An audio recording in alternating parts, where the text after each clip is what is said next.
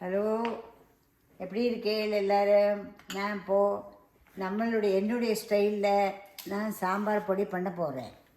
அதுக்கு 280 கிராம் மிளகா வத்தல் எடுத்திருக்கேன், 250 கிராம்ஸ், 300 கிராம்ஸ் தனியா, கொத்தமல்லி வரை. இது ஒரு சமயம் எருவு இருந்தாலும் இது பேலன்ஸ் கொடுக்கும்.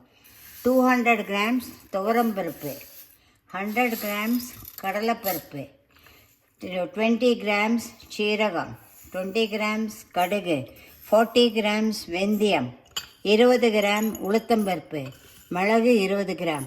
இதெல்லாம் நம்மளை எதுக்கு போடுறோன்னா ருசிக்கும் அது சேர்ந்து வரும், கொழுத்துக்கிறதுக்கு வேண்டி போடுறோம். இப்போ நான் இதெல்லாம் தனித்தனியாக நான் வறுக்க போகிறேன். இப்போ இதை கொத்தமல்லி வரைய இரும்பு பேன் ஆக்குது. உங்கள்கிட்ட சீஞ்சட்டி இருந்தால் சீஞ்சட்டியிலே நீங்கள் பண்ணிங்கோ. இரும்பில் வறுத்தெல்லாம் உங்களுக்கு எல்லாம் சூடு நல்லா வரும். சிம்மில் வச்சா ஈவனாக எல்லாம் வரும். இதெல்லாம் நான் தனித்தனியாக வறுக்க போகிறேன். எல்லாத்தையும் வறுத்து காட்டுறேன். இந்த மெந்தியம் நான் எல்லாம் வறுத்தாச்சு. மெந்தியத்தை உங்களுக்கு எதுக்கு தனியாக காட்டுறேன்னா, ரொம்ப வறுக்கக்கூடாது. ரொம்ப மெந்தியம் வறுத்துனா கசப்பு வந்துடும்.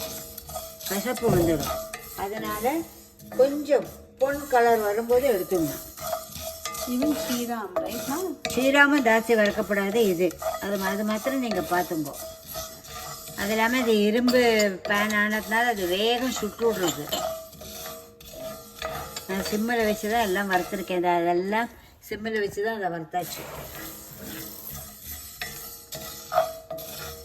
போதும், இது இந்த மாதிரி வறுத்தா போதும். எல்லாத்தையும் வறுத்தாச்சு. நெக்ஸ்ட்டு நான் பொடி பண்ணி காட்டுறேன். சாம்பார் பொடி எப்படி பண்ணணுங்கிறத உங்களுக்கு வறுக்கிறதெல்லாம் காமிச்சு கொடுத்தேன், மெஷர்மெண்ட்டை காட்டினேன். இப்போ தான் சாம்பார் பொடி பொடிச்சாச்சு. இங்கெல்லாம் யூஎஸ்லெலாம் மிஷின் கிடையாது, அதனால் மிக்சியில் தான் நான் பொடித்தேன். மிக்சியில் பொடிச்சதுக்கு எனக்கு 900 கிராம்ஸு கிடச்சிருக்கு. 900 கிராம்ஸ் எனக்கு கிடச்சிருக்கு. எரிவுள்ள மிளகாயானா 1/4 கிலோ மிளகாய்க்கு 300 தனியாக போட்டுங்கோ.